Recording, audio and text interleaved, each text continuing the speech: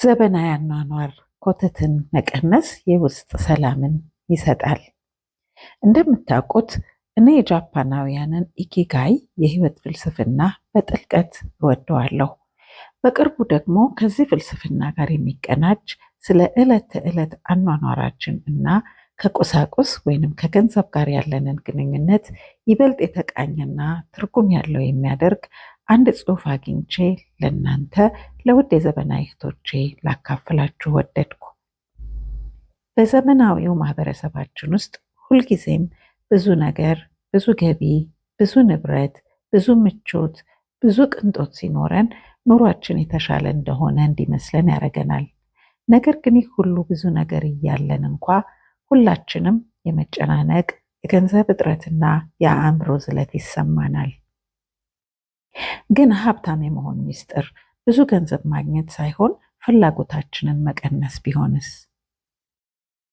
ዓለማችን ገንዘብ በማውጣት በአዳዲስ ነገሮችና ቀጣዩን ትልቅ ስኬት በማሳደድ በተጠመደችበት በዚህ ዘመን በትንሽ ነገር የመኖርን ጥበብ የተማረ አንድ ባህል አለ። ይህ የመቸገር ወይም ራስን የመቅጣት ጉዳይ ሳይሆን በማሰብና በማስተዋል የመኖር ጥበብ ነው።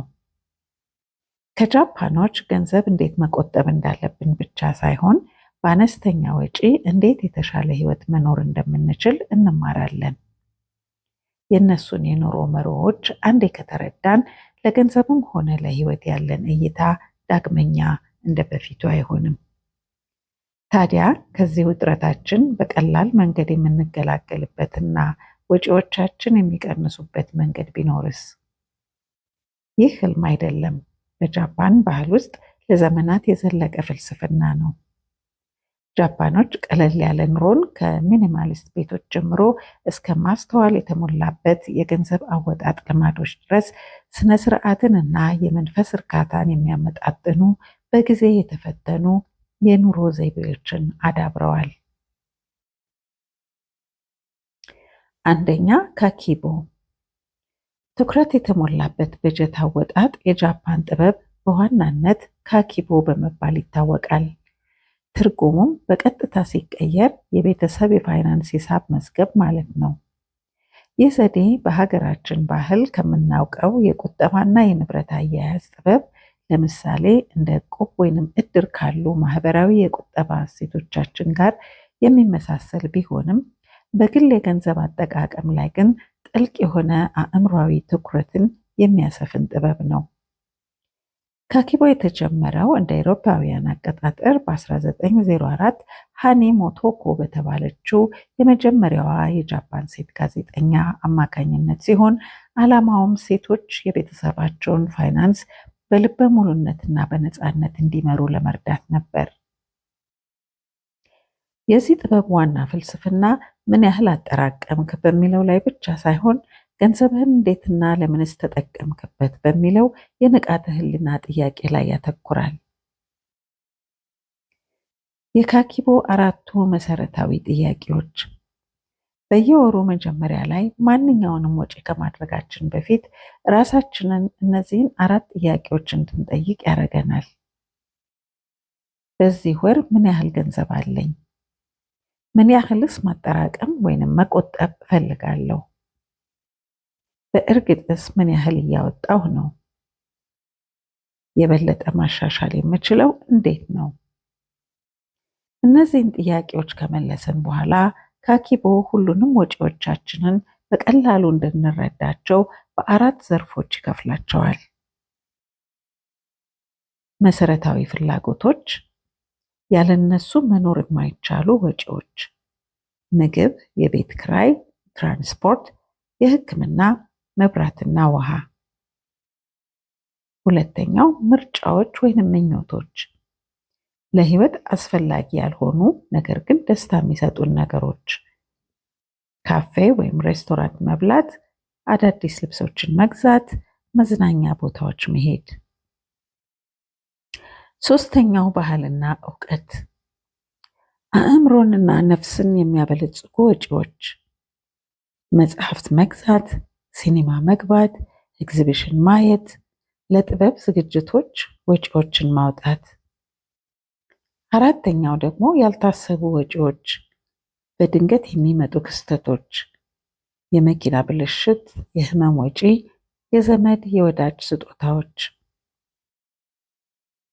የዚህ ካኪቦ ጥበብ ልዩነቱ ወጪያችንን በስልካችን ወይም ኮምፒውተር ላይ ከመመዝገብ ይልቅ በደብተርና በእስክሪብቶ መመዝገብ በአእምሯችንና በገንዘባችን መካከል ጥልቅ የሆነ ግንኙነት ስለሚፈጥር ነው። ሁለተኛው ፍልስፍና ደግሞ ዳንሻሪ ይባላል።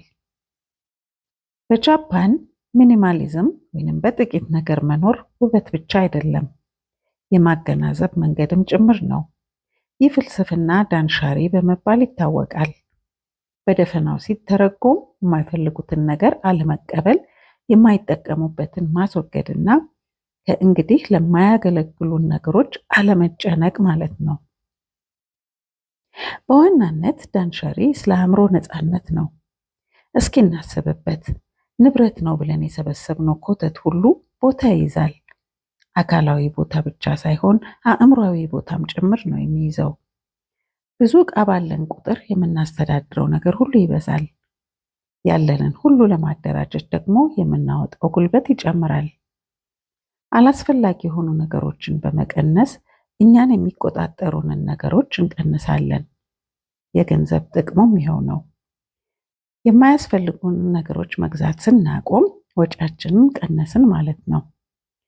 ነገር ግን ትልቁ ስጦታ የአእምሮ እረፍት ነው።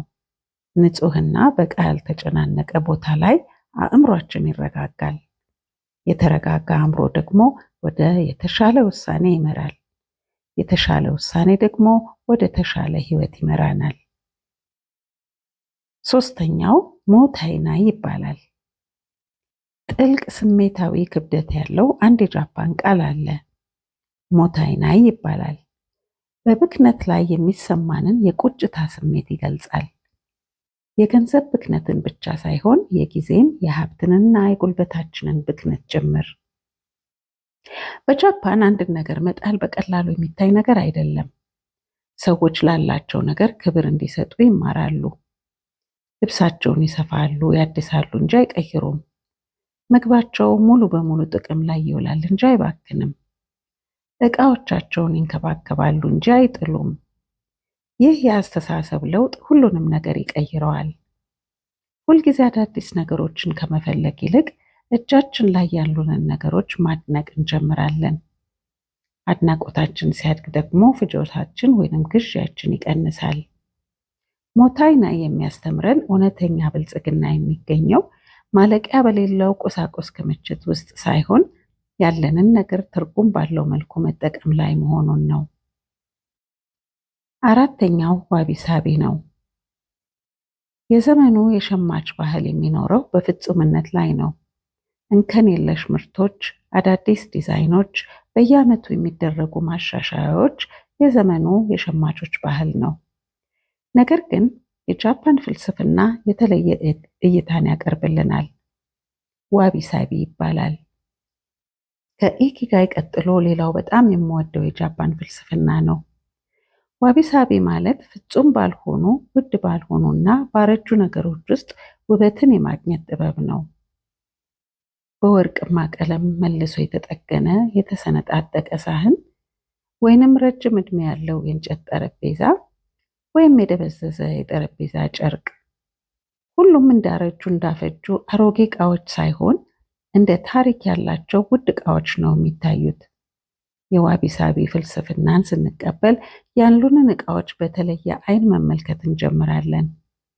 ያሉንን ነገሮች ሁሉ እንዳሉ ከነጉድለታቸው ማድነቅና መውደድ እንጀምራለን። ትንሽ እንከን ስላላቸው ብቻ በአዲስ ነገር መቀየር እናቆማለን። ከዕቃው አዲስነት ይልቅ ለታሪኩ ዋጋ መስጠት እንጀምራለን።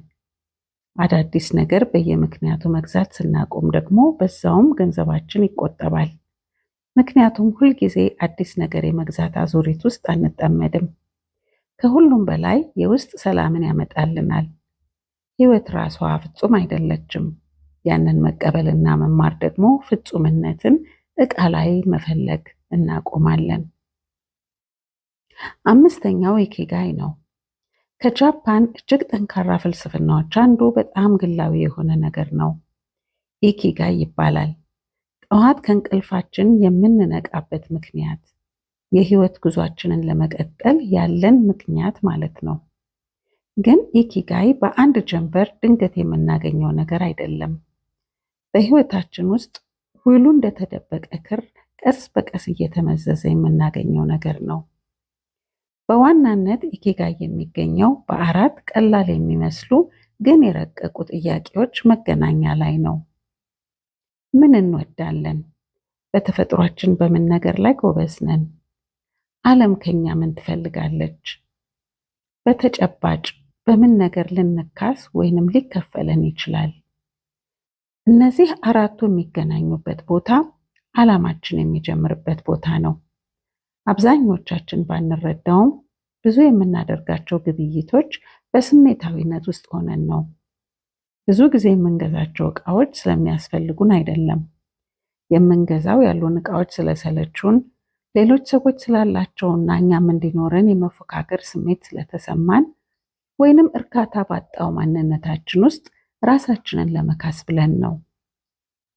እስቲ እውነቱን እንነጋገር። ያለ ብቻችን ቁጭ ብለን በኦንላይን የምናደርገው ግዢ፣ ከረጅም የሥራ ቀን በኋላ ያለምንም ቅድመ ዝግጅት ሳናስብበት የምናደርገው የድንገተኛ ግዢ፣ ሁልጊዜ እስቲ ራሴን ላዝናና የማለት ፍላጎታችን፣ ብዙ ጊዜ ስለ ዕቃው ሳይሆን የባዶነት ስሜታችንን ለመሙላት ነው። እዚህ ጋር ነው እንግዲህ ኢኪጋይ ሁሉንም ነገር የሚቀይረው። ሕይወታችን አቅጣጫ ሲኖረው፣ ማንነታችን በራሱ ጠቃሚ እንደሆነ ሲሰማን፣ ቀናችን ትርጉም እንዳለው አውቀን ስንነቃ ያ ባዶነት መጥፋት ይጀምራል። ከሕይወታችን ለመሸሽ አንፈልግም፣ ምክንያቱም ሕይወታችን ራሱ መገኘት የምንፈልግበት ነገር ይሆናል። ትኩረታችን ከመግዛት ወደ መገንባት፣ ከመጠቀም ወደ መፍጠር፣ ጊዜያዊ ደስታን ከማሳደድ ወደ ዘላቂ እርካታ ይሸጋገራል። በዚህ የሕይወት ጎዳና ውስጥም የማውጣት ፍላጎታችን ይጠፋል። ይህ የሚሆነው ራሳችንን ገንዘብ እንድንቆጥብ ስላስገደድን ሳይሆን ያን ያህል የመግዛት ፍላጎት ስለማይሰማን ነው። ይልቁንም የሚያስፈልገንን ብቻ የምንመርጥ፣ አላስፈላጊ ኮተትን የምናስወግድ እንሆናለን። ገንዘብ ከእንግዲህ ስሜታዊ ክፍተቶችን መሙያ አይሆንም። ትርጉም ላለው ሕይወታችን ድጋፍ የሚሆን መሳሪያ ይሆናል። በዛ ሽግግር ውስጥ ደግሞ አነስተኛ ወጪ አውጥተን የበለጠ እንኖራለን። ስድስተኛው ሺንሪን ዩኩ ይባላል። በጩኸት በማስታወቂያዎችና በማያቋርጥ ጫጫታ በተሞላች ዓለም ውስጥ ብዙዎቻችን በቀላሉ የሚገኝ በመሆኑ ምን ያህል ጠቃሚ መሆኑን ሙሉ በሙሉ የምንዘነጋው አንድ ልማድ አለ። ሺንሪን ዩኩ ይባላል። ትርጉሙም የጫካ ገላ መታጠቢያ ወይንም ፎሬስት ባዚንግ ማለት ነው። ነገር ግን በስሙ እንዳንታለል፣ ምንም አይነት ውሃ የለበትም፣ ልዩ መሳሪያም አይፈልግም፣ ክህሎትም አይጠይቅም። ሺንሪን ዮኩ በቀላሉ ይህ ነው፣ ወደ ተፈጥሮ መግባትና በተፈጥሮ ውስጥ ሙሉ በሙሉ መገኘት ነው። ስልክ የለም፣ ትኩረት የሚከፋፈል ነገር የለም፣ አጀንዳ የለም። እኛና የተፈጥሮ ዓለም ብቻ። ቀስ ብለን እንራመዳለን። የዛፎቹን አቀማመጥ፣ በነፋስ የሚንቀሳቀሱትን የቅጠሎች ድምፅ፣ የራሳችን አተነፋፈስና የልብ ምት እናዳምጣለን። በመጨረሻም እንረጋጋለን። ዛሬ በብዙ የዓለም ክፍሎች መዝናናት ወደ ንግድ ተቀይሯል። ዘና ለማለት ከፈለግን ገንዘብ ማውጣት እንዳለብን ይነገረናል። ስፓ እንሂድ፣ የእረፍት ጊዜ እንያዝ፣ አዲስ ነገር እንግዛ እንላለን። ነገር ግን ሺንሪን ዮኩ ፈጽሞ የተለየ ነገር ያቀርብልናል። በጣም ጠንካራ የሆኑት የፈውስ አይነቶች ነፃ መሆናቸውን ያስታውሰናል። ሳይንስ ራሱ ተፈጥሮ ውስጥ ጊዜ ማሳለፍ የኮርቲሶል መጠንን ይቀንሳል፣ ጭንቀትን ያስወግዳል፣ ስሜትን ያሻሽላል፣ አልፎ ተርፎም የበሽታ መከላከል ስርዓትን ያጠናክራል ይለናል። ነገር ግን ከሳይንሱ ባሻገር ጥልቅ የሆነ የተፈጥሮ ስሜት አለ። የሰው ልጅ ሙሉ በሙሉ በኮንክሪት ግድግዳዎችና በሚያበሩ ስክሪኖች ውስጥ እንዲኖር አልተፈጠረም። በውስጣችን የወፎችን ድምፅ፣ የዝናብ ጠረንን፣ የጫካውን ጸጥታ የሚያውቅ የረጋ ክፍል አለ። እናም ከተፈጥሮ ጋር መልሰን ስንገናኝ በውስጣችን ያለ ነገር ይረጋጋል። ደስታ ወጪ በማውጣት የምናሳድደው ነገር እንዳልሆነና በጸጥታ በትንሽ ነገርና አሁን ውስጥ በመገኘት ልንለማመደው የምንችለው ነገር መሆኑን መረዳት እንጀምራለን። ያንን አንዴ ካወቅን በኋላ በክፍያ በሚገኙ የመዝናኛ አይነቶች ላይ ያለን ጥገኝነት ይቀንሳል። የማያቋርጥ ጫጫታ አያስፈልገንም። ልምዶችን ደጋግመን መግዛት አያስፈልገንም። ምክንያቱም አንዳንድ ጊዜ በሰላማዊ ቦታ ውስጥ በጸጥታ መኖር ብቻውን በቂ ነው። ሰባተኛው ቴኔ ይባላል። ነገሮችን ቀስ ብሎ በማድረግ ውስጥ የረጋ ውበት አለ። እርጋታ ውስጥ ከስንፍና ሳይሆን ከክብር የመነጨ ማንነት ይገኛል። ይህ ቴኔ ይባላል። ቴኔ ማለት በጣም ትናንሽ በሆኑ ድርጊቶቻችን ውስጥ በጥንቃቄ በትኩረትና በማስተዋል የመኖር ልምድ ነው። ብዙ መድረክ ሳይሆን ነገሮችን በተሻለ ሁኔታ ማድረግ ነው። በዛሬው ዓለም ሁሉም ነገር ፈጣን ነው። ፈጣን ምግብ፣ ፈጣን ፋሽን፣ ፈጣን ውሳኔዎች የመሳሰሉ ነገሮችን እናስብ። ምግቦችን ሳናጣጥማቸው እንበላቸዋለን። ነገሮችን ሳናስባቸው እንገዛቸዋለን። መጠገን የሚችልን ነገር ትንሽ የመበላሸት ምልክት ስናይ ወዲያውኑ እንቀይረዋለን። እናም በዚያ ፍጥነት ውስጥ አንድ አስፈላጊ ነገር እናጣለን። እሱም ግንኙነት ወይንም ቁርኝት ይባላል። ቴኔ ፍጥነታችንን እንድንቀንስና ረጋ እንድንል ይጋብዘናል።